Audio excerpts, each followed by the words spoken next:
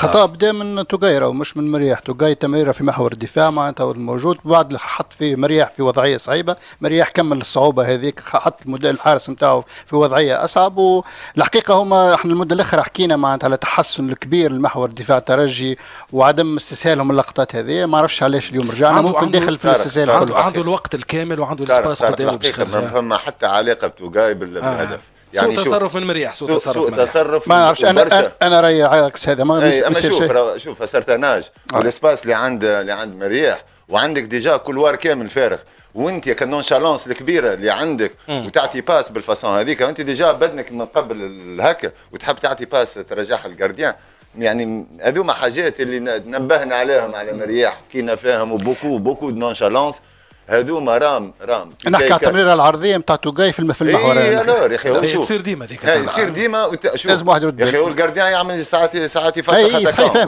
ولذلك يعني هو كان ماخذها في اريحيه، ونورمالمون هذا الكولوار اليمين بون خذا ديسيزيون. كان عنده 10 اختيارات، شوط في الطول، يشوطها يبيع بعيد عليه هو الاتاكون، يعني فما 2 3 متر. ولذلك انا اللي حكينا فيه هذا نونشالونس. وساعات كما قلت انت طارق قبيله كلمه مهمه، لا مونتاليتي تونيزيان كي تبدا رابح وكل لي فوري نتاع الربح وزيد تمركي درج لعب وكل لامبيونس هذيك كي تهبط من شالونج لشالونج، كي تكون في شالونج عالي برشا وتهبط شالونج اقل منه. وشفنا الاحتفالات تو جماعه الهوند دخلوا لي باندرول وكذا، واحد يعني تحس روحك كانك جاي في ماتش اميكال، فهمت. ولذلك في المباريات هذوما بون جاب ربي هذه في البطوله التونسيه، لكن في مباريات كي تحكي كوب دافريك راهو تو باي كاش.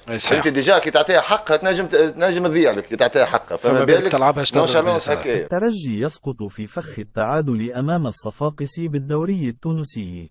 حسمت نتيجة التعادل الإيجابي 1-1 مباراة الترجي التونسي مع الصفاقسي في اللقاء الذي استضافه ملعب حمادي العقربي براديس ضمن مباريات الجولة الخامسة من مرحلة التتويج من بطولة الدوري التونسي. وبادر رودريغو رودريجيز بالتسجيل للترجي في الدقيقة الخامسة، قبل أن يتعادل ديبي بيرانغر غوتييه في الدقيقة 46.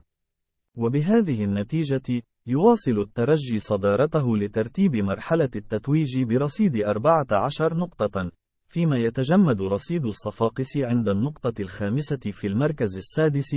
ورغم دخول الترجي هذه المباراة بمعنويات مرتفعة بعد التأهل لنهائي دوري أبطال أفريقيا، إلا أنه وقع في فخ التعادل الإيجابي 1-1، وسبق وانتصر الترجي على صن داونز ذهابا وإيابا بنتيجة واحدة وهي 1-0 في الدور نصف النهائي، ليتأهل مباشرة إلى المباراة النهائية لمواجهة الأهلي. ويلعب الأهلي مع الترجي في ذهاب نهائي دوري أبطال أفريقيا يوم 18 من مايو الجاري في رادس، على أن تقام مباراة الإياب في القاهرة مساء يوم 25 من نفس الشهر. الأهلي حسم تأهله إلى نهائي دوري أبطال أفريقيا بعد الفوز الذي حقه على مازيمبي الكونغولي بنتيجة 3-0 في إياب الدور نصف النهائي، علما بأن مباراة الذهاب انتهت بينهما بالتعادل السلبي دون أهداف.